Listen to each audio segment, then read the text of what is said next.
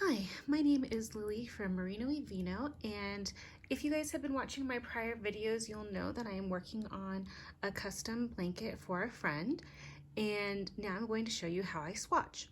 So you can see that I already have my measuring tool in place. I am kind of a blasphemous swatcher, and hopefully someone will comment that I'm not doing it right and I won't get very clear results or the best results if I don't swatch. Well, I am working on a blanket, so if the measurements are slightly off, it's not the end of the world. When I swatch, I don't wash what I make and I don't cast off. I do knit enough so that it doesn't curl in on itself, and it is curling a little bit at the sides, but it's not the end of the world. So I take my ruler, kind of unroll, and I put that out. Okay, so you can kind of see, oops, let me readjust, that it's like 4 inches and a quarter, so 4.25 inches. So even with a blanket, I'm going to count even that 1/4 inch to let me know how much it is. Now, how do you count the stitches per inch?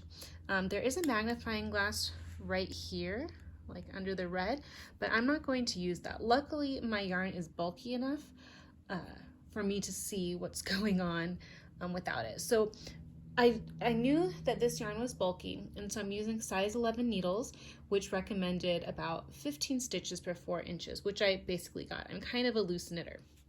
When I look at stockinette, for some reason I see upside down V's, the first thing that I see. And when you count stitches, you want to look for the right side up V's, like that. So what I'm going to do is I'm going to place my 1 to the left side of this V. Okay, so we have 1, 2, 3. Make this tad, but I don't think that makes a huge difference. So 3 stitches per inch. Okay, so now what I'm going to do is I'm going to do some math, which is lovely.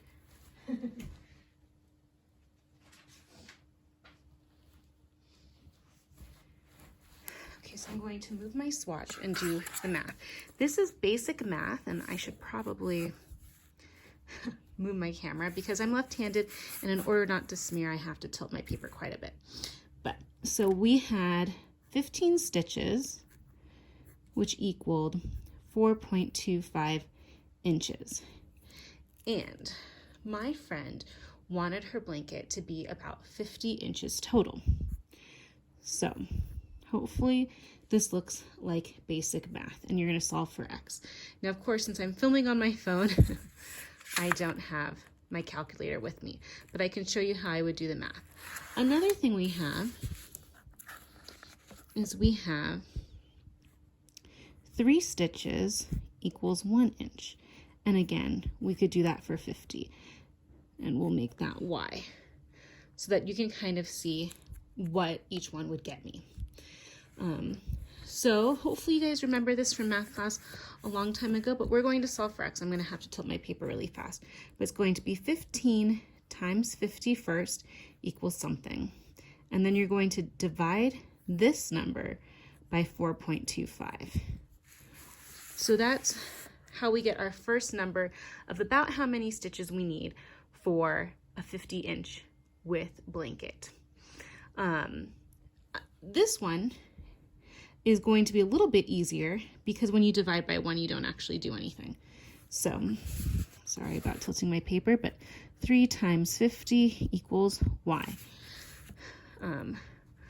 Which, luckily, I'm good enough at basic math, but 3 times 5 is 15. You add the 0. So it's going to be roughly 150 stitches to equal the 50-inch blanket.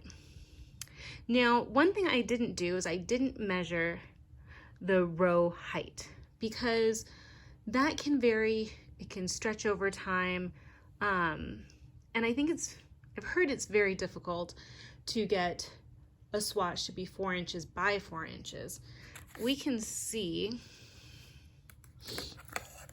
of course I didn't count my rows, but if I put this here and I put it down.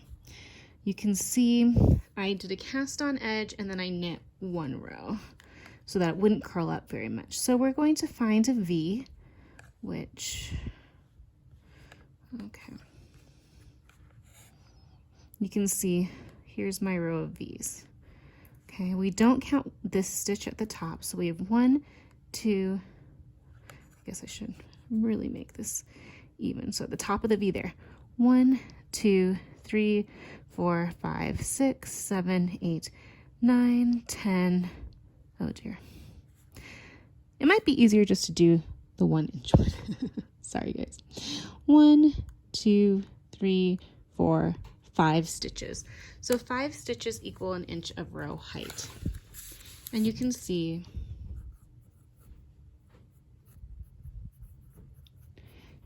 that the math isn't going to quite equal 4 by 4.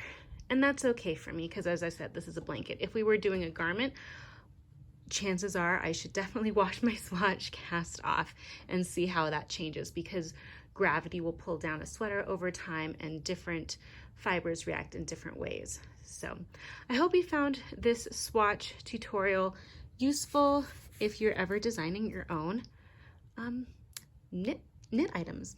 And thank you so much. I'd love to see your comments below. Have a great day.